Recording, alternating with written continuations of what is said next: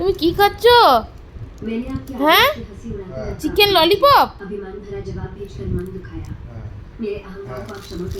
হ্যাঁ, এই সব খাচ্ছ কিন্তু।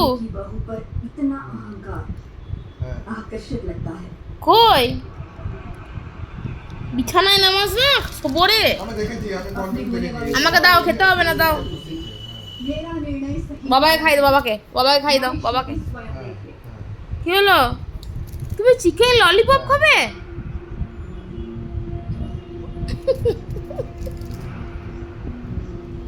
আবার বাহুবলী দেখতে দেখতেই খাচ্ছে, সিনেমা দেখতে দেখতে।